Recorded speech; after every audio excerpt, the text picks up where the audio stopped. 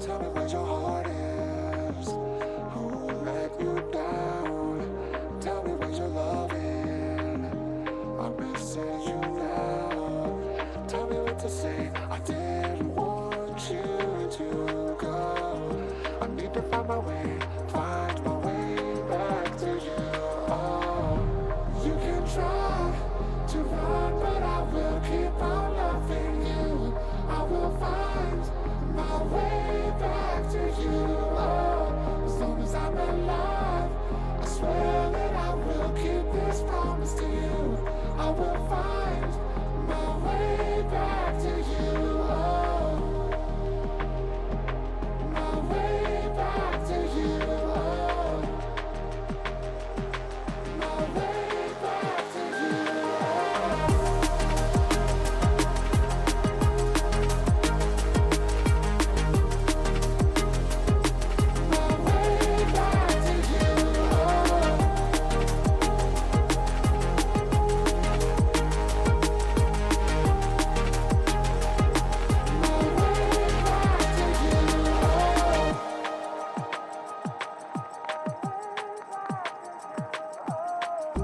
Tell me where your light is. I wanna see you shine. Tell me where you're hiding. I think about you all the time. I'm losing my faith. I didn't want you to go. I need to find my way back to you. Oh, you can try to run, but I will keep on loving you. I will find my way back to you. Oh, as long as I'm alive, I swear that I will keep this promise to you. I will find my way back to you. Oh, my way back to you. Oh, my way back to you. Oh.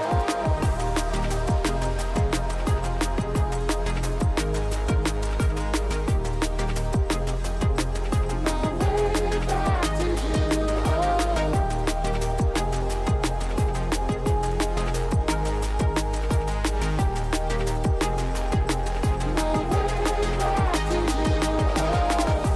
You can try to run, but I will keep on loving you. I will find my way back to you. As long as I'm alive, I swear that I will keep this promise to you. I will find my way back to you.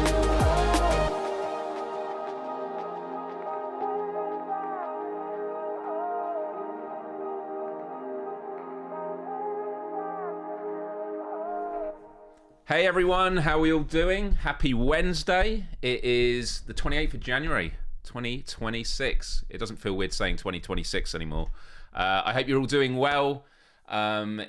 This week has absolutely flown by and a lot has been going on. I just want to first of all say to everyone that tuned in last week, and a lot of people were watching it afterwards, it was talking about America, a country that I have a lot of adoration for, its people. I've been all over and I love so much of it, and therefore my worry for the country comes from a good place, and it sparked a lot of conversation. And then it was also based on the fact that in April, I'm supposed to be going out there because Without Parole, the American show I do on Fridays, we have our annual meetup with the community, and you'd be flying me out there to Las Vegas. It's normally at PAX East, which would be great. And I'm just uncertain. And so I was like, you know what? By mid-February, I'll sort of come to a decision. But it just feels that things might just get a little bit worse between now and April. And then, it was half a week later, we then see on the news in Minneapolis, Alex Pretty, a civilian who was walking the streets, getting gunned down, I think 10 times by law enforcement, although I'd argue that that sort of terminology is questionable. And it was just absolutely horrifying. And it was echoes of what we've seen before, of a lot of people making excuses for it, telling you not to believe your lying eyes. And I was like, okay, yeah, things are getting a lot worse. And then it seemed that things were getting a bit better. Certain people were let go in ICE, but then there's a lot of reporting on the ground that the Department of Homeland Security have actually stepped things up in Minneapolis. And you can't judge the direction of travel just on a couple of days and that. It's got to be over a much longer period of time. And so I did a video on it on my socials, and it kind of felt, it didn't feel good talking about it, but it felt good doing videos about this again, because a lot of you who know me from like the 2016 era, feels weird calling it an era, my channel was predominantly about US politics and activism. And then obviously I took a break from it all. I now obviously work in the virtual reality industry, and I love covering gaming. But in my heart of hearts, when there are certain things that just spark something in you and you feel that you need to speak out about it, you do. And if you haven't seen the video, I didn't post it on my YouTube. I posted it on my Instagram and on my Facebook. And it sparked some interesting conversation. On the one side, we had a lot of people that identified with a lot of what I was saying. And then on the other side, maybe, well, no, I would say an exception to maybe one or two people, it was just ad hominem insults, the usual, like, why does a guy from the UK butt his head into what we're up to? Like, haven't we got our own problems over here? And the truth is, yeah, we do have our own problems over here. I never deny it. And Michael Brooks is a progressive commentator who passed away, quite a few years ago now. And he had a phrase that will forever stay with me. And it's the idea that in life we should be ruthless to systems and be kind to people. There are unfortunately apologists. There are people that aren't kind. But I am a big believer in people being victims of their circumstance, their environment. And there are some people that you might think are far gone.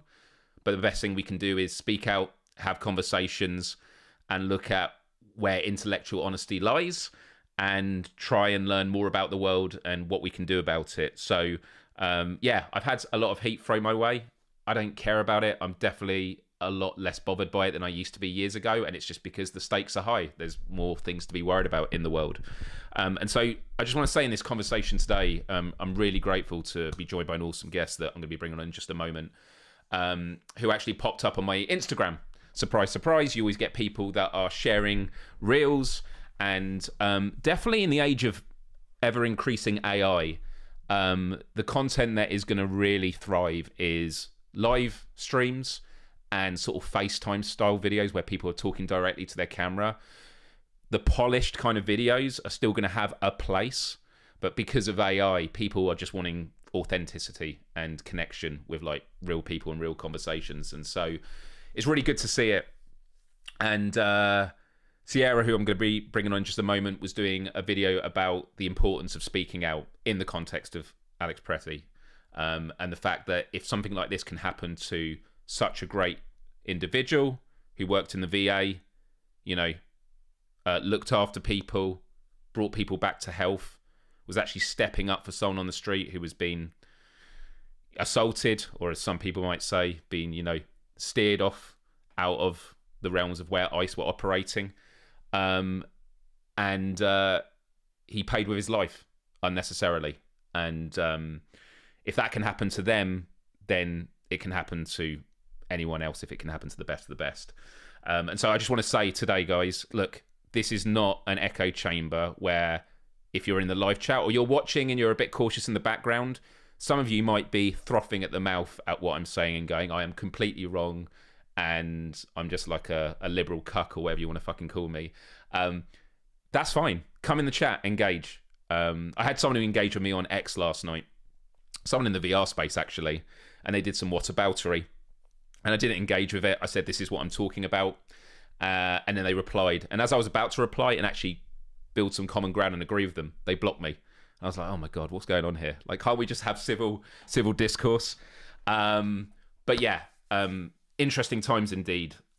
So I'm being joined today by Ciera Foster, who is many, many things, as you're going to find out in a moment, but everything from an activist at heart, has been an actress, an author, has been on political shows, podcast host, has even taken their activism to places of power, including the White House, and just did some really, really great videos online on this issue. And I thought today would be a great opportunity for us to talk about each other's countries and what we see about the bigger picture and what indeed is the importance of speaking out. So, Ciera, you're there. How you doing? Hi, I'm here. What an awesome introduction. I am so sorry, y'all, that we had to meet under these circumstances, but it's a pleasure to meet all of you and connect. And I will say, in an effort to divide us, it's brought us together like never before, So It's I'm grateful to be here.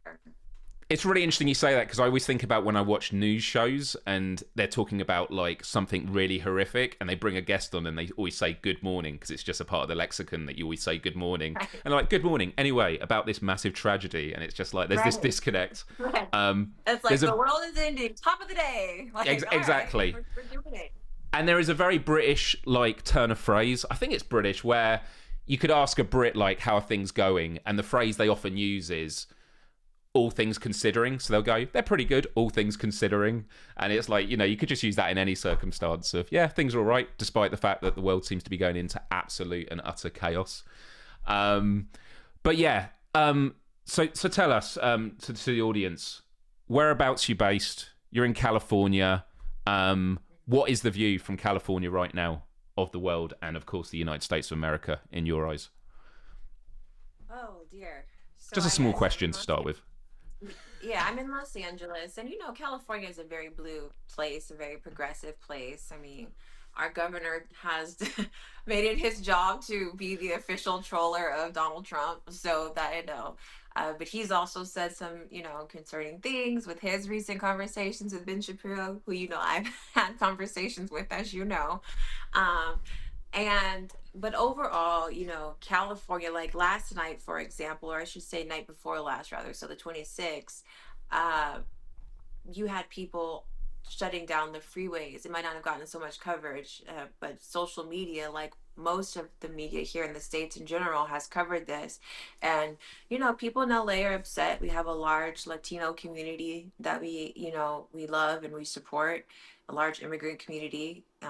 We're a border city. So, we're upset, rightfully so. We're upset about Alex. We're upset about Renee. We're upset about Kevin Porter, who was killed here in our county. And so yeah, we're upset, but we're united. And I actually on my show last week, I actually did one of these quizzes where I had to name as many states as I could in 10 minutes, and then I didn't have to put them on the map, but it was interesting. I was learning a lot about geography. North South Dakota, I didn't realize was in the north, so lots of lessons. But like Minneapolis, this story has made me pay attention of like where that is on the map, and it's interesting because when I look at ICE as a body that is there for border control. Am I like being ignorant? Like Minneapolis doesn't look like it's on the border. No, Minneapolis is like 2,800 miles from the border. Right. What Minneapolis is Minneapolis is incredibly progressive. Minneapolis has a lot of proof of, I'm not saying this as a socialist, but I'm saying this because it is true. They have proven that a lot of socialistic policies work. They have, I don't know if they have free childcare. I think they do.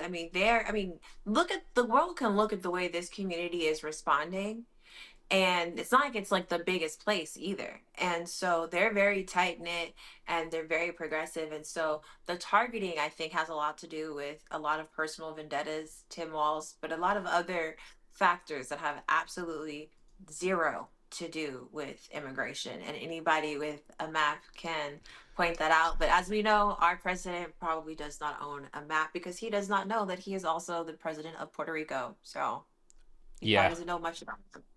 I do remember him drawing with the marker on the map. I think he was trying to move the hurricane lines, if I remember. It was in his first administration. Yeah, and the reason I spoke about this last week, obviously Renee Good had been in the news already, but for me it was just off the back of international affairs. Donald Trump making threats towards Greenland. which he wanted to take ownership of. And just a quick one for the chat. A lot of people already know it. The reality about Greenland is America has always been able to access the minerals, the resources, have military bases there. They actually downsized their military presence there. But basically, all the reasons you would want Greenland, you can use. Actually owning it means that you then just take the negatives of running a country on top of that. So it made absolutely no sense. And then there were threats made against Europe with tariffs. And the UK is in a very weak position anyway because we left the European Union, which is a large trading bloc. And so we're trying to strike up trade deals. So we're sort of like, although we are with Europe, we're also not a part of that trade bloc. And there was a lot of reporting saying that if Trump had gone through with that 10% tariffs on the UK, it would have risked us going into recession. Now, there'll be people that say it's because of poor management by our government. I don't really care. Obviously I do care, but besides the point, we'd still go into recession, and that wouldn't be good for anyone. And when that's happening from a country that we always talk about the special relationship, which always feels like a euphemism, and it's at a time when the east of Europe is under attack, Ukraine is under attack from Russia. It's a scary time, and so for me, meant to be going to America in April, like Las Vegas, being there, I kind of feel like if I was there, before last week I was saying I'm a white guy, I'm going to be fine, and then you see what happens to Alex, and I'm like, okay.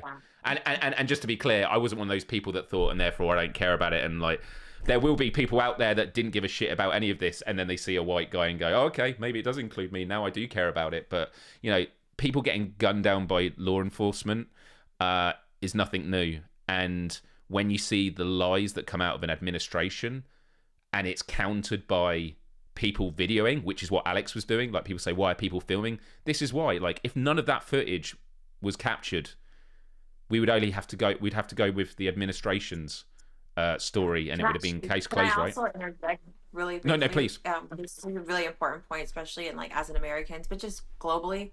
It's also his right to film. Yes. It's his First Amendment right. I think that we need to always keep that into perspective, because there's been this narrative of well, why was he out there? It's why are you out here? He's out here because this is his neighborhood and his community that he serves, and he has the right to be out there. So yeah, I just wanted to also put that out there, just to remind people that it is not illegal to film the police. That is why it was people actually filming the police and the things that were happening historically to my community and other communities for ever, that actually prompted for there to finally be body cams, so by the police department themselves. So he was out there exercising his rights as a citizen. And body cameras, is that a state law that is enforced in some states? It's not a federal thing that police have to have body cams, right? I know ICE is a different entity, but yeah. Yeah, I don't believe it's federal. I do believe it varies from state to state. Yeah. Right. Red Rover in the chat was just saying, to clarify, ICE is not Border Patrol. Border Patrol is a different entity. That is true. The point I was making was the argument is being made about protecting the border. So yeah, but no, point taken. I like to be corrected. Someone, hey Phil, good to see you in the chat, dude. If the queries are around just visiting, I think once you're there, depending on the state and city, you don't really feel what the media puts on everyone. Of course, there are pockets, but the US is huge.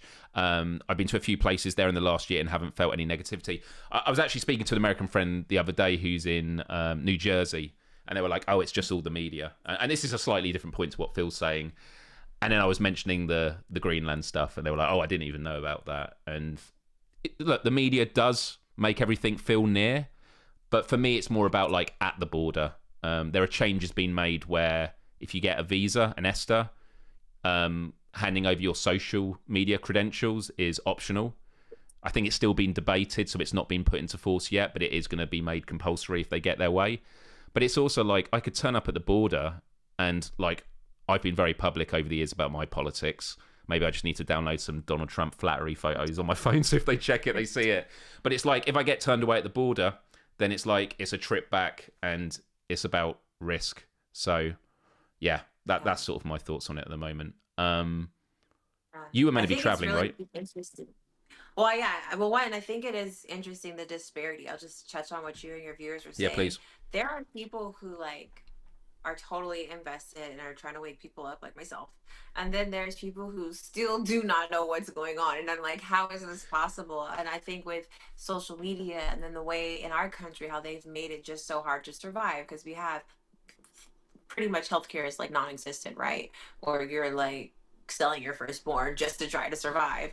Right. Then you think of like the way they wreck the economy. You know, our government was shut down less than 60 days ago, you know, for a tremendous period of time that really impacted people through the holidays. People still are recovering, cannot buy food. And so a lot of this by design is meant to suppress people mentally, spiritually, and emotionally and financially. And so like you don't pay attention or you're just so in survival mode that you really can't afford to engage, you know? And so it's very interesting by just, you know, we are talking a lot today about speaking up. Well, speaking up requires actual awareness, and there's so much misinformation. Half of our country is literally living in an entirely alternate reality. I pray it's not that big of a percentile, but I was just watching yesterday because, as you may know, I'm sure you do know because you've been on my page. Um, Congresswoman Ilhan Umar was, you know, after Trump went on a rally and targeted her, within hours she was sprayed with a chemical substance of some sort we Right. still have yet to identify while speaking in Minneapolis. And so, you know, so many people don't even know what is going on that it's really wild to try to galvanize people. And I brought that other aspect up of is when I was looking and I was researching about the content I was making, I was trying to see what happened. I saw that they have on like Times Media, for example, is a channel that runs on YouTube 24/7, and it just runs all these false narratives of like how Trump is a victim. But the crazy thing is that these narratives are not even coinciding in this timeline. Like literally Right. they're running impeachment trials for when he was first impeached to make it just seem like, and it's like, how are people so disconnected and uninformed? But I can tell you, as a former teacher, um, education has not been our biggest friend here in the States. And if we only would put so much money into that as we do to war, because we cannot afford to not pay attention right now and also to be misinformed. The education piece, which I won't get into in too much detail, it's a really interesting one because real education is about not teaching people what to think, but how to think, critical thinking. I wish I learned a lot more about that at school. And we seem to be going the other way now because there's so much distrust in institutions. It's like, oh, I don't want my kids questioning this. I want them to learn this, and it's why there's book banning of certain kinds and enforcement of other books. And it does seem that we're going backwards in many ways. On the Ilhan Omar story of her being assaulted, I actually met her in 2016. I was actually in New York 2 days after Trump was elected. That was an interesting time to be in New York. And it was because I was working for a documentary company of which she spoke at. And I think it was just before she got elected. And it's just a great example. And it's the thing of, it's very hard to hate people that you meet in person. Because even people that you have fundamental disagreements with, yes, it might be about existential issues, in which case there should be disagreements. But like people, when you're not online, you get to meet people who they are and see the nuances in them. And she was incredibly wonderful and impressive, and like the amount of abuse that she gets. Like, and again, people don't have to agree That's with her, insane. but the abuse that she gets is unbelievable. And we have a politician in the UK called Diane Abbott, who I believe was the first elected black member of parliament in the UK. And I believe it was reported, she's not an MP anymore, I don't think, but it was reported that she had received more racism in her emails than like all other MPs combined in Parliament. Like, just Oh absolutely yeah, unbelievable. And I can believe that. yeah. No, I I say it's thought you were unbelievable. playing an imaginary character, You're so I right. can imagine. Do you know It's what? like you do know this is not real, right? Right. So It's just funny that I say unbelievable because it's a turn of phrase and it is completely believable. I also work in virtual reality, And often we say the phrase of like, oh, that's unreal, like of how realistic it looks. And it's Yeah. like, well, it is unreal. It's virtual Right. reality. So the English language, even when we're talking in real time like this, we sometimes use words that don't accurately reflect what we're trying to say. And so like the internet just exacerbates that on such a large level. Ciera, Can I I'd just love to. interject Yeah, off of yeah. something you said? No, Oh, I please. just want to point out that again, it is not normal for the president of any country, right, and or of any party, to be bullying a member of Congress. I mean, so targeted, so consistent, Yeah. so nonstop, to the point that a lot of this even has spilled over for connecting the dots. What is going on in Minnesota because of their Somali population and because of allegations against one group who was doing daycare schemes.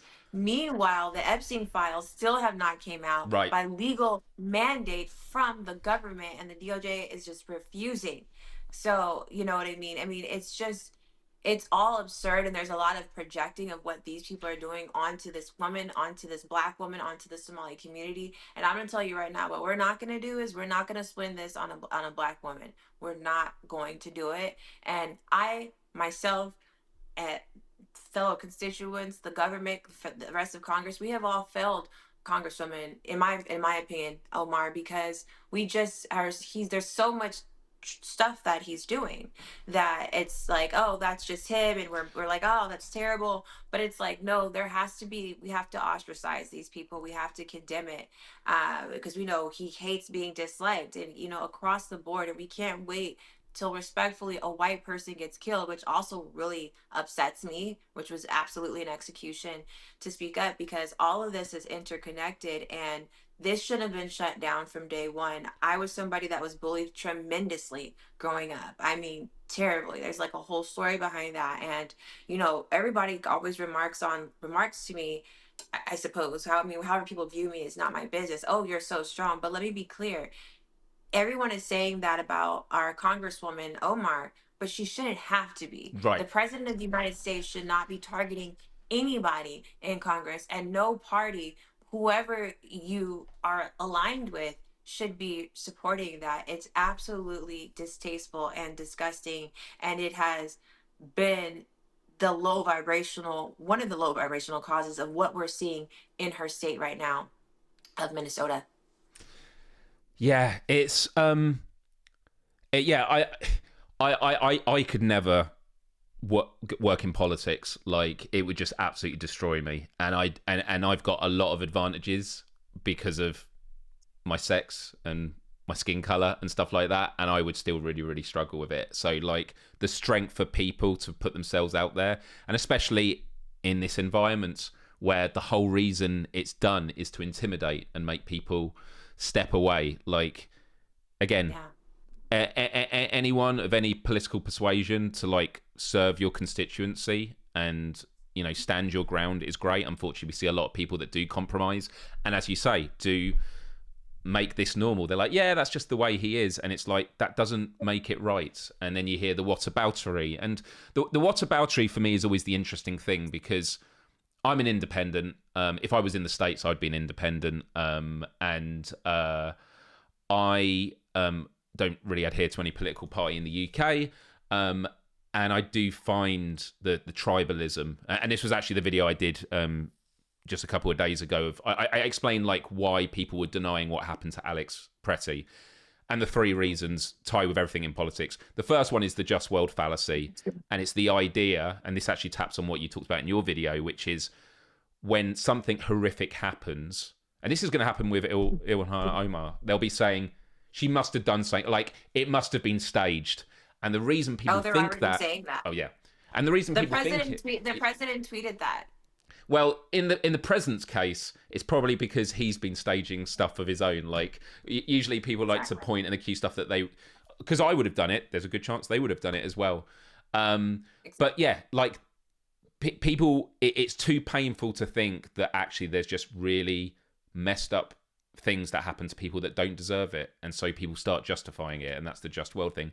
The second thing was outrage, the clickbait culture. There's a lot of people out there who just do it. I think it is the nihilism of the world's gone to shit. There's nothing I can do about it, so I may as well monetize and create engagement and build a following on it. But then the third Which is piece what they was, want you to do. yeah, that's it, and that's it. That's what the algorithms do, and then it's the tribalism, and the tribalism I really really struggle with, because like on the Epstein files, when people go, but what about Bill Clinton? Even if I was a Democrat, I'd be like, well, yeah, if he's guilty, put him through Yeah. due process and prosecute him. Like, I don't give a shit if you've been a part of sex trafficking and stuff like that. You should be held accountable. It's really not that difficult to say. And I kind of feel like by saying it, it should make more people feel they have the permission to say it by their own side. But it feels that there's a lot of people so far down the road where they're excusing people being shot 10 times in the back while they're on the floor. They're like, I can't backtrack now because, yeah, why was I ever defending it? And so people just become deluded. And yeah, just talk to me a bit about the case of Alex, of like the denial that we're seeing, because it's not just everyday people. It's in the power structures. It's in the media. Two sides to every story, right? Oh man, so there's so much here. So I actually did a couple pieces. I'm working on some edits for my podcast, because my podcast, I've been talking about white supremacy, trying to explain the historical context and where we were going. I was prompted by seeing Amanda Seales initially on Jubilee versus 25 Black conservatives, and then they were spilling the same rhetoric. Why do I say that? Well, bringing it back to Alex, if you look at the history of white supremacy, and I also did a video on this a couple months ago about how white men are such a threat to that for obvious reasons, right? So if you're out there, historically, you are a traitor in their eyes, Right. right?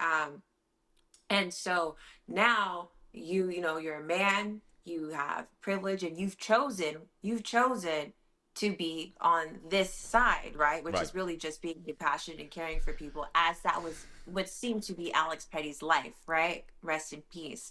And so, if you look at, I mean, first of all, these people are, and I don't even mean this as disrespectful. Actually, I do mean it disrespectfully because they're ICE agents. But they're incompetent. They're not trained. Oh, that's And no doubt about that. yeah, I think they all need a psychological evaluation. We have reason to believe a lot of them may be January 6th rioters, or even former IDF. We don't know. We don't know who these people are because they're covered. So that in itself is just absurd. I mean, could you imagine if Obama did this? But nonetheless, Oh, yeah. when you look at how the visceral reaction, the level of violence, that, yes, I have to put a disclaimer because I know people, I would be remiss if I didn't, that my community has experienced forever without as much of a reaction. But Yep. that still doesn't take away what happened to Alex, which is extremely disturbing, and it was absolutely an execution.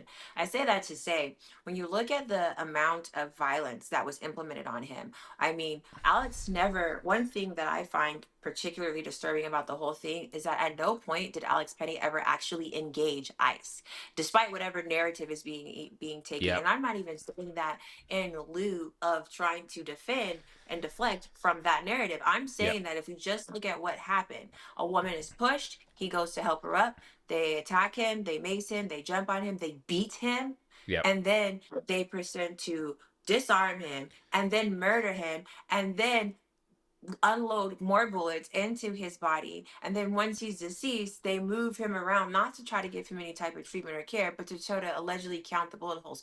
So if you go back to John Brown, who's a famous abolitionist, and through her history, a white man led a big revolt, they tarred and feathered him. They would tar and feather white supremacists. And I really encourage people to look, not, excuse me, white supremacists, I misspoke, abolitionists, white abolitionists. Yep. They would really try to make an example out of them. And sometimes they would even treat them worse than runaway slaves because they know that this would dismantle the system. So white people did not make white supremacy. White supremacy made white people. And and that is why I said white people technically can't experience racism, and that gets people mad because racism is a power structure. So they can just experience prejudice, and people cannot like them because they're colored, but people don't really know what the definition of racism is. And I know I'm getting really deep, but my point in saying all that is what we saw was a system doing what it always does, and executing someone for the sake of power and to sake of instill fear and to make example out of this man. And I personally am not going to stay silent about it, because one, if they'll do that to him, they'll do that to the rest of us. But that young man deserved better than that, and we need to speak on it for what it really was. And we are not going to not trust our own lying eyes, as the saying goes. Yeah.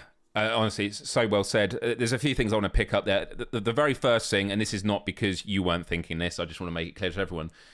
The fact that Alex was clearly a great citizen does not actually change, like, the immorality of what happened to him.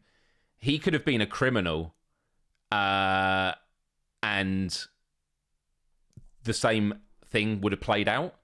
Because it's always You're mattered the not fact they supposed could. to shoot criminals either in America. Right, I right. saw a meme that said, "FYI, the police aren't supposed to shoot guilty people either." Correct. It's such a simple thing, guys. Like, it's the same thing with due process, or due process, as you say in the States. But the idea of, like, due process is for anyone, not just American citizens. And there's a lot of people going, but if you're here illegally, then that shouldn't be accosted to you. The whole reason it is if you don't make it a universal right, that's how people who are American citizens then get caught up, because if they think you're illegal, okay, you don't get due process when you are an American citizen. Like, that's the whole reason it's a universal right. And the same with most rights, is it's to protect everyone. Same with, like, freedom of speech and things like that. You might not like what people say. And actually, it was the other thing I mentioned in my video. Edward Snowden, the NSA whistleblower, mentioned it many years ago, and it's called turnkey tyranny. And he was talking at the time about the NSA surveillance system, because there's a lot of people that supported it because it was under Barack Obama. And he was saying, you might not worry about the surveillance state because it's Barack Obama and it's your guy. But he says, one day there'll be someone else with their hands on the levers, and you're not going to like them, and then it could be too late. So you just got to say, well, Donald Trump, you don't like him with all the surveillance. Well, that's why you need accountability no matter who's in power. And it's the same. And what you ask people is, if Barack Obama had sent people out and doing that on the streets, people would not have been happy. Like, this is literally the stuff Alex Jones was warning people about, of people masked, and it's happening, and they're turning a blind eye. And it's not for Democratic sake, it's for American sake. And I'm not even American. I can fucking see that. But sorry, yeah, go It's for it. so Yeah, no, it's domestic terrorism, and our own Department of Homeland Security for it was co-opted. Like, this has been for years the number one threat is white domestic terrorism. I mean, we're the only people on this earth that have these type of mass shootings in schools to our children, and it's the Yeah. same type of perpetrators, and it's these same people with the same ideology. And what we're dealing with right now, Miles, is a reckoning at the end of the day. You cannot heal what you continue to conceal, what you will not reveal. And so all of this is coming to a light, and I just want to pose to people, especially in the States watching, that this is what brown and black people have been dealing with. Like, these people that are signing up for this, like, we've been dealing with them in coffee shops, in interactions, in workplaces of business. And this is the visceral anger and hate that they have towards anyone that is not white, and even other white people. I mean, it's really a cancerous thing in our society. And it's not to they've ostracized themselves. And that's what they want, actually. That ultimately is to be uh supreme over everyone else. And they're totally incompetent. They're totally fragile. I mean, this is the best you can do. Like, oh my gosh. So they call a lot of Americans call them, we have a thing for our high ranking combat personnel, where they're like SEAL Team 6. We call them Gravy Team 6, because they're like completely out of shape. There's no Oh my God. protocol. I mean, it's really quite embarrassing. But I will say this, in the surveillance piece, that is a really big deal, and it's not lost on me. And speaking out every day, I realize that I am putting myself out there, my life out there. But I am a believer for myself and something, in a higher power in God. And I just feel like, what is the point of having the platform if I'm not going to say anything? But what I also want to pose to people while I have their ear is, you know, first of all, the mechanism of fear. If you look at any historical system, there was only about 3% of people in Germany with the Nazis, who, by the way, studied slave catching and slavery, but that's where they Right. got their blueprint from. There was only about three people perpetuating that, 3% of people rather perpetuating the Holocaust in Germany. Um, and the same thing goes for slavery. Only about 3 to 4% of whites in the South during that time period could even afford slaves. It was everybody else's complicity and silence, Yes. or support, that propelled the greatest atrocities, some of the greatest atrocities in history. And so it's so important to speak up now at this juncture for two pivotal reasons. One, they can't kill and surveil all of us. Like, okay, if we're all speaking out, then like, okay, you know what I mean? But also, two, I always try to ask people, what are you going to do when people like myself potentially are no longer here because of whatever may or may not happen? And it's just going to be you and these folks. So it would be a lot more, it would be a stronger effort if we all speak out at this point in time. Because I personally believe I have the same thought process as you at this point, more of an independent mindset. I used to say moderate, but now I'm even surpassing that ideology, where it's just like at this point, I just feel like, um, it would really behoove us to speak out now, regardless of party, as American citizens, on the constitutional and just moreover than that, on a human basis, on just Yep. being human, because there may come a time when it will be too late. And I'm terribly optimistic, but I'm terribly vocal because I'm terribly aware. And that's not even the tip of the iceberg of what's really happening. Yeah, no, I love it. The first point you made, that the more of us that speak out, the more that you diffuse the risk. It's like the bystander effect. If you're on a bus in the UK and it's kicking off and some guy is starting on someone else, no one really speaks out because they don't want to be that one person who then, in the UK, we don't get shot, we get stabbed. You don't want to get stabbed. But then if Yeah. you've seen videos of it where lots of people step up and go cut it out, and then they're surrounded, and then they just like, I got to get out of here. So that you diffuse the risk, the more people. And Glenn Greenwald, who I've very mixed feelings of, I think he is a great journalist though. With Edward Snowden's reporting, he talked about the idea that courage is contagious. The more that speak out, it permeates. It makes more people feel about it. But the other thing I wanted to mention as well was, it's the easiest time to speak out is now. Yes.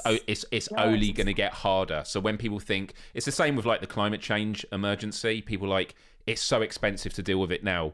Okay, but if we don't deal with it now, it's only going to get more expensive and harder to do. And then the final thing I wanted to mention was, you talking about like the frame of mind of some of these ICE agents. Just again, anyone out there that supports the ICE agents, I just want to make one quick point. The guy that shot and killed Alex Pretty, he was not signed off. He was put on duty in a different state for his safety. Like, my understanding in law enforcement or anything, for his right, yeah, well, yeah. I mean, that is ridiculous as well. But like the idea that you're in law enforcement, if you kill someone, you're given time off. You're given psychological analysis because killing people Unless is those not people natural. are black and you're in America, because this is run of the mill. I mean, we see this all the time, and I'm not trying to go back to that, but I just want Yeah, to say, like, the good thing is, it's not to be like, oh, we told you so. My come from is like, listen, you might want to listen to the people that have been dealing with this, sure. Yeah, because we know how it goes. But I think that at the end of the day, this was bound to happen, because again, white supremacy, it may target black people, but it can flip on anybody. It is yep. a power structure. I mean, these people are flipping on Bovino and Christy Nome. Sure, we don't even have enough time to get started on those two. But I mean, it's cannibalistic. I have a really cool episode coming out on my podcast, The British Truth, where I break down. I did a comparison of Jefferson Davis, who was elected the president of the Confederacy when they tried to succeed before the Civil War in Yeah. February 1861 of the Confederate States, right? And then I did one of Abraham Lincoln's inauguration speech, and you see the comparison. And then I did, it's called the Tale of Two Americas, the Tale of Two Speeches. That's the episode, and I Nice. break down that even though they technically lost the war, the ideology did not. It just went into systems. And Sure. so, I during COVID, when my industry SAG went on strike, that's when I stepped up and I became a teacher because we couldn't film or shoot anything. And I was forced to learn even more curriculum. I've always had an abstract, different kind of upbringing that I won't go into now as far as history. But you have to really understand this ideology to understand this moment. And I think America, this was inevitable, right? They say most empires fall after like such amount of time, and we're at that point, and we have to recognize this, not for Black people, not for brown people, for all people, because it will continue to be co-opted for these elites to use this mechanism to divide us, destroy Conquer. us, and to kill us. Yep. Yeah, yeah, yeah. We've only got 8 minutes left. I know. It's like, There- let me just got started. I I'll know have to come, this, I'll have to guys. come I've got back. so much written down that I want to speak to Ciera about. So what I am going to do is I do have this slide. I don't actually know if I've got anything on it at the moment. I don't. So right, I had a few of your project things I wanted to ask you about, but before I do, I actually did manage to dig up this photo from 2016. This was me and Ilha Omar. Oh wow! Oh, you And guys both look so young. I know. Beautiful. Well, the last 10 years has worn on all of us. And I was wearing a Team Snowden shirt. So yeah, love that was it. that was wild. I That's also cool. I also at the time, which will anger some of my viewers, I met Bernie Sanders, and I told I told him at the time that like the political revolution was global, and he was like, "Damn right it is." I've always had a love for America. And it's a country I've always wanted to live in. And a lot of Americans always go, why am I getting involved as a Brit? And it's because I love America. And also what America does impacts us, like literally, like America dictates the world. But the thing I wanted to ask you about was a couple of things. So tell me about this. So that picture, oh gosh, God is so good. I'm so grateful Was for the this a part opportunity. of That was Reform on the Move division that you were in? No, no. So No. that was the thing with Jay-Z. No, that was like criminal justice reform. So I got a shout out to shout out to March 4th. So very interesting. So I'll try to keep this concise. Yeah. There is a film called The First Step Act, and it follows Van Jones, who I know for other reasons is controversial. I do know him, and that we don't agree on everything, obviously. But I met the directors of this film, The First Step Act, two brothers. Shout out to them. And it was chronicling the journey of basically getting this bipartisan bill, so both Democrat and Republican support were on it, to let a lot of people get out of jail basically that was have been in there since the crack era, because as we know in America, you could have had crack in the 80s and you could have had cocaine, and if you had crack, which a lot of poor people did, and obviously it was put in by our government to Black neighborhoods, Right. you were imprisoned, and there's some people still in there. And now we have like even marijuana, which is like legal, people are still in jail for that. So this made people with certain type of sentencing have an ability to come home after so many years, and those folks were in trying to go to an AI event at the White House. And instead of like applying, they extended their invitation to apply to me. And I was like, why? They thought that I would be great. So the two brother directors of this. So I was like, okay.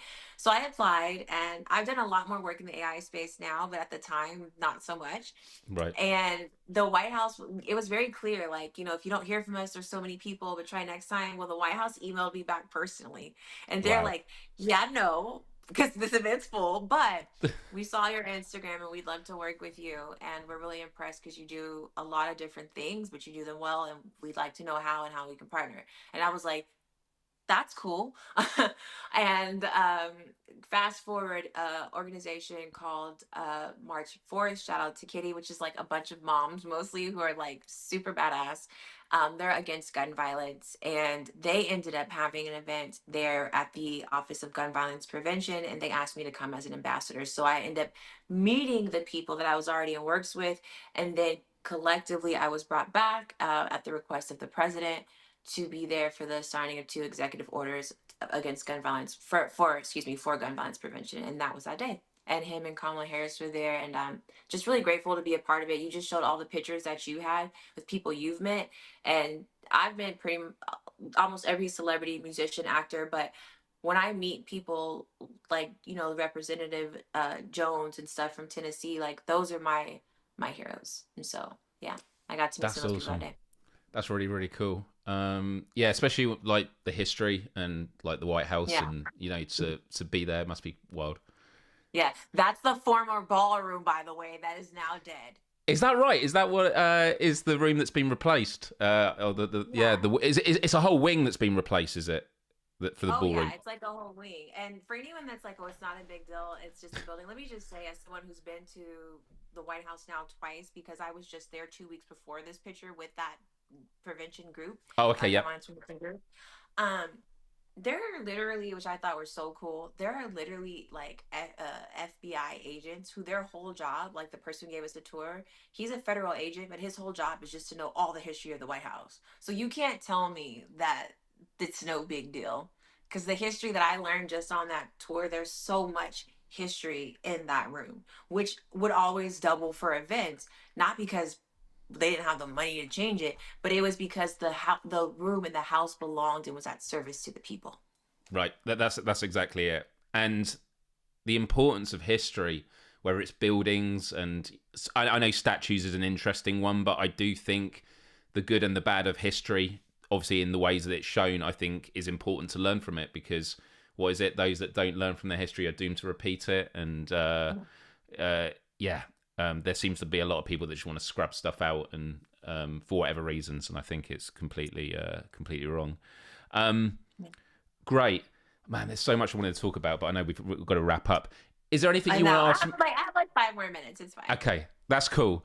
Well, if there's any questions from people in the chat, TB1235 did say Alex was shot by border agents, not ICE. Is that the case? It was border agents that shot him? I mean, I would argue, does it make much of a difference? But yeah. So the thing is like ICE is immigration control. So they have the same mission, and they're purporting to, they have the same objective. And I think that it's really important to understand like the mandate of them being there is the problem. So you can call it what you want. If someone gets shot by a sheriff or a police officer, it's still they were executed by law enforcement unconstitutionally.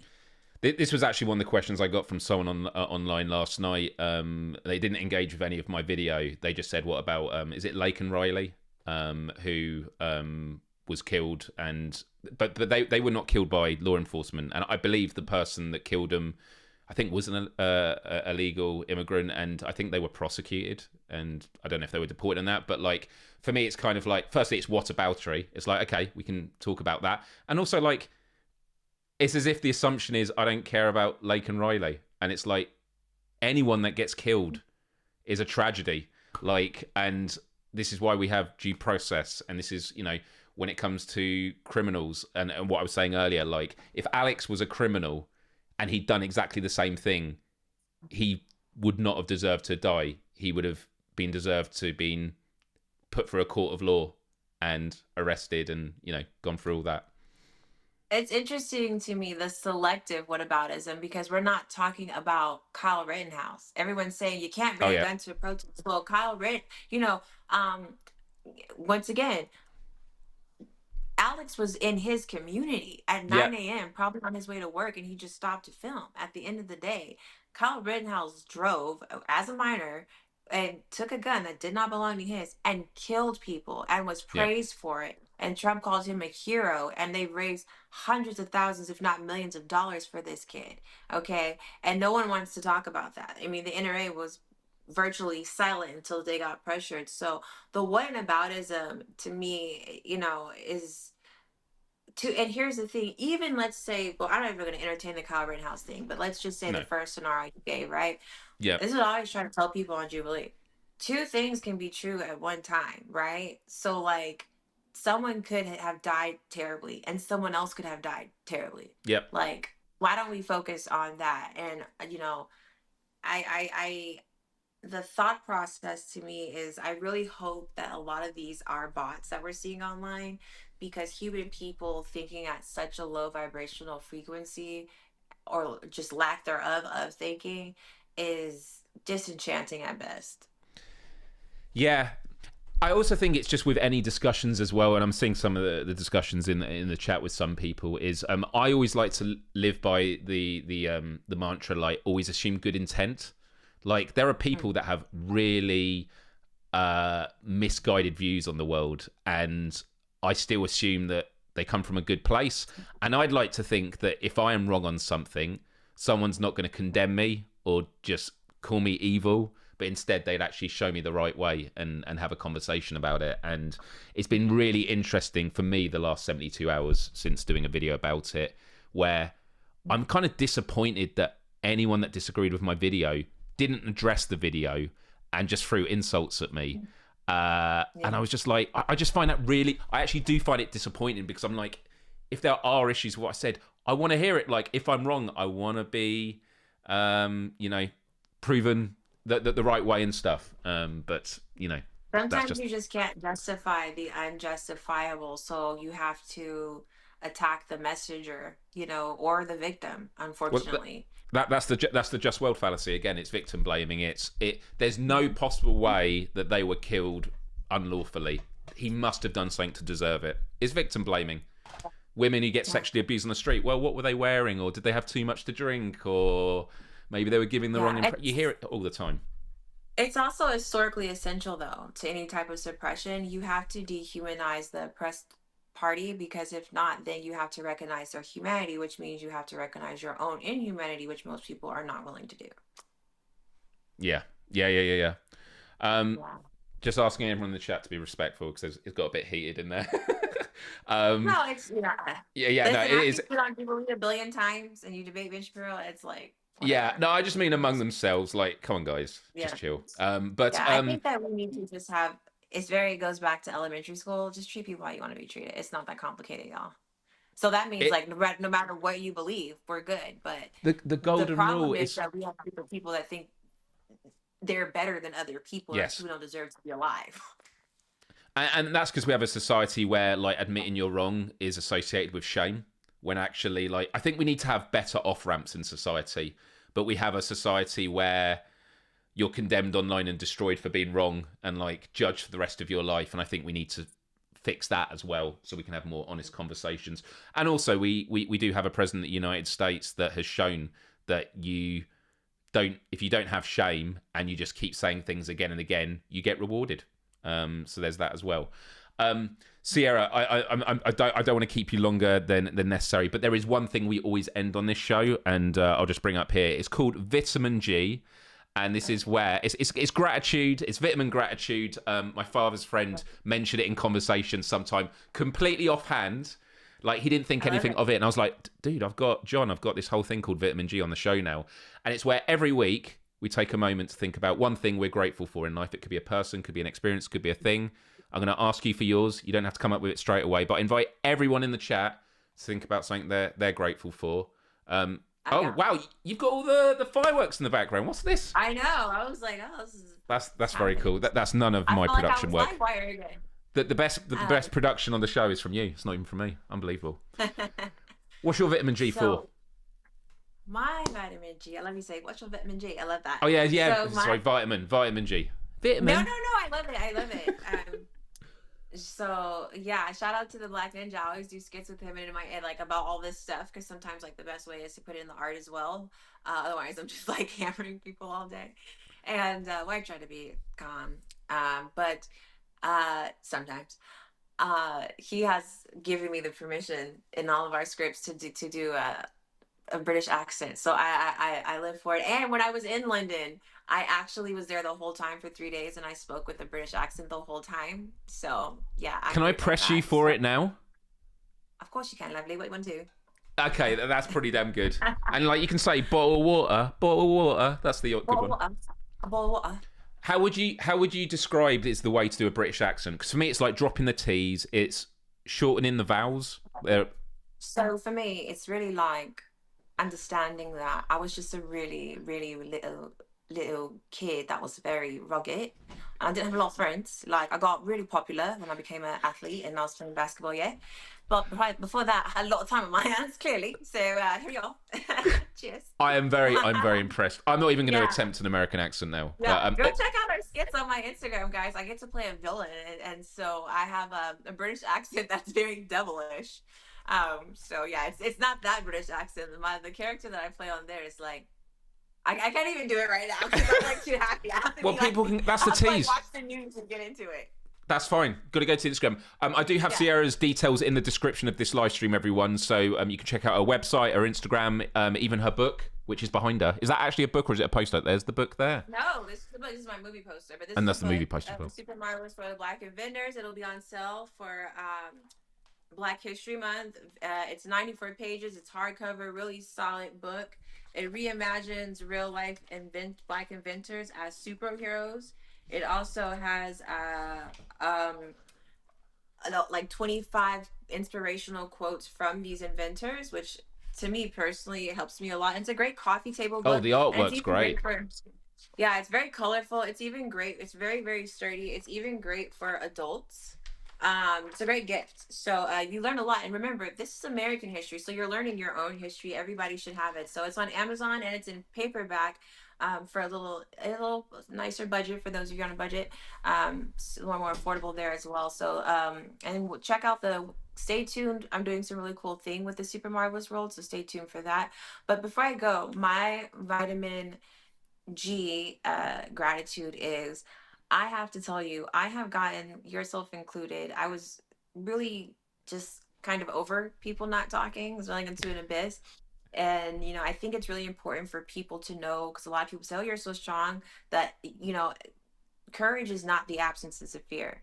I too experience fear all the time, but you go anyway. And what's helped me a lot, and I'm so grateful for, is the community that I've gained, not just domestically but around the world. Like anytime I'm feeling away, like me and you have DM'd at like 3 a.m. before, when we both had to be asleep. And It was 3 I a.m. feel my like time first, and then I woke up, and then it was 3 a.m. your time, and you were 3 a.m. still my up. time. Yeah. Like somebody, like people when they care, like lean into the empathy, man. Because the thing is, there's always someone there.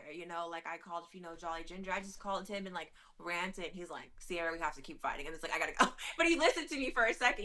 And like there's just always someone there. And I had to really just sit back and talk to God and take gratitude. And I was like, whoa, like I talked to like 8 people today via different mechanisms, and that's more support than I would even have in a normal day. So if you're afraid that you're gonna be isolated or anything of that nature, I promise you, if you speak up, you're actually going to do what they don't want, and you're going to move past division lines, and you're going to be embraced by so many people. I love it. That is such a great message to end on this, Ciera. So honestly, just want to thank you for your time. Everyone, do check out Ciera on socials. Really, this was organised very last minute, and this was just a really, really great conversation to have. Keep fighting the good fight. I do hope things improve over there. I hope things improve over here as well. And I know that you've got to shoot, so although I'm going to end credits and I come back afterwards, I'll let you go and then we'll catch up later.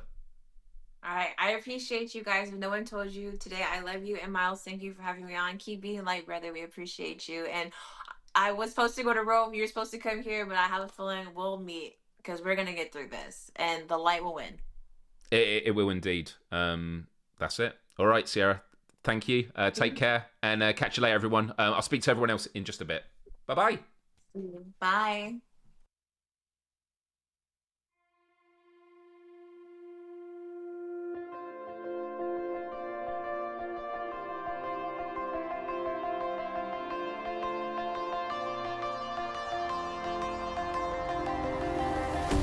Thought I saw you on the road. I was chasing sunsets all alone. The darkness faded, painting goodbye in sky. Far away, but dreaming of your ocean eyes.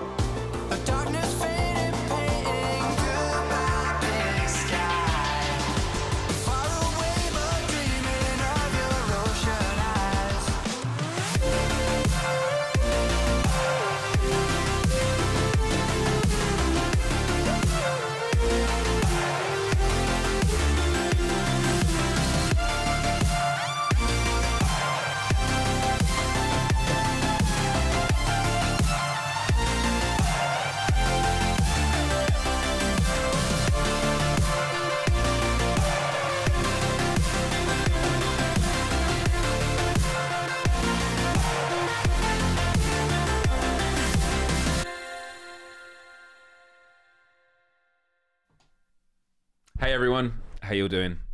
Just want to say a massive thank you for tuning in. That went so fast. I knew that Ciera had to leave at the top of the hour. There was so much I wanted to talk about. I actually wanted to talk more about her background as an actress. She was the first. She was the first person of color superhero of a major franchise. Totally badass. Really, really cool. And I just want to say, chat, look, I know I did see some of the heated discussion. I wanted to get in there. And like, I just love dealing with specifics. So when someone says like, people are being dishonest, but there's too much stuff to mention, I thought that was a shame, because there were people that did corrections throughout it, and it was very, very helpful with stuff. So yeah, it went very quick, didn't it? Yeah. And invite her again sometime, hopefully. Yeah, definitely. We literally, when I did my video 2 days ago or 3 days ago, I can't remember now, it's all a bit of a blur this week. We spoke on DMs, and then I said, do you want to come on sometime? She's like, sure. And I was like, what about this Wednesday? Just because I felt a real need to talk about it. And you're all cool. I'm glad you're all cool. I hope that's the case. Disagreement's healthy, you know? And for me, it's always about, like, at the root cause, we all want the same thing. We should all want the same thing. Like, people just want fair play. People want justice. People want to have a good of life as possible. But it's a question of, does it have to be at the expense of other people? She was a superhero. Yeah, she was. Check out our website. Let me show you this. There you go. That was her there. Zoom in there. Look at this. Badass. With lightning and stuff. There you go. Wow. That's pretty hardcore. Some of the stuff I want to talk about, guys, just before I wrap up. Interestingly, about social media and like censorship claims, TikTok is having a massive exodus. Kind of like what happened with X. I know a lot of people went to Blue Sky. I didn't like Blue Sky. I think Blue Sky is just weird. The way the algorithm works, it just doesn't feel very fluid. Do you know what I mean? So I've never really liked Blue Sky. I mean, if people like Blue Sky, that's fine. Like, I'm not here telling people you can't like it, you can't use it. It doesn't do anything for me. TikTok personally, I've never really liked myself. I find that, like, you can build a huge audience, and obviously there are benefits from that, but it's kind of like, it feels very contained within the platform because most people consume their content through the scroll feed. So, like, how much you're actually building a connection with certain accounts, it's a bit different to other platforms. But there is a social media platform that has, I think it's number 2 in the App Store for social media apps in the amount of downloads. And it's called Upscrolled. Have you heard about Upscrolled? So there's no shadow banning, so they say. And the most important thing, your follow timeline is chronological. Do you remember the days of that when social media was chronological? I loved it. And it's not so much of that anymore. So, Upscroll I downloaded last night, and I instantly have been getting better engagement than I did on Blue Sky, and I kind of feel like I understand it better. If you are on social media, let me find it. Here we go. How does Upscrolled make its money? That's a great question. They do have an FAQ at the moment. So they don't use ads at the moment. But yeah, they have an FAQ section. I'm not going to go through it now. Like, who owns and funds Upscrolled? So you can find out here. Upscrolled is operated by Recursive Methods. It's in Australia. It's a business owned by Recursive Methods. The company is privately funded by its founder, together with a small group of individual investors who share our mission and values. There is no corporate, government, or VC ownership today. We accept capital only from partners who conduct and portfolios align with our principles: respect for human rights, lawful and responsible business practices, and no involvement in activities that cause or enable harm to people or communities anywhere. Funding comes with no editorial influence over content, data control, or product decisions. So yes, that is exactly it. It is a hybrid of Twitter and TikTok, so you can post vertical videos or regular videos. I really like it. So yeah, if you're on it, follow me at Myles Dyer. I'm enjoying it a lot. So yeah. All right, everyone. I'm going to wrap it up there. Do hit the like button. And just to say, this past week, I've been reaching out to a lot of guests for the show, and lots of stuff is getting bookmarked. I also want to acknowledge that it is the last Wednesday of the month today, which means it's normally a Q&A. I could do a Q&A next week. I don't know. But I'm having a think about how I want to run the channel and this particular show. And one of the ideas I've got is I might get rid of the Q&A as a Wednesday thing and do it as an additional one at a weekend, maybe like as a members only thing. That's something I'm just thinking about at the moment. So yeah, I'm just thinking about stuff. So yeah, there is that. But I'm going to stop rambling. I love you all. I just want to thank everyone for tuning in. I've actually got to get back on with some work now. But take good care of yourselves, and I will see you next time. Bye-bye.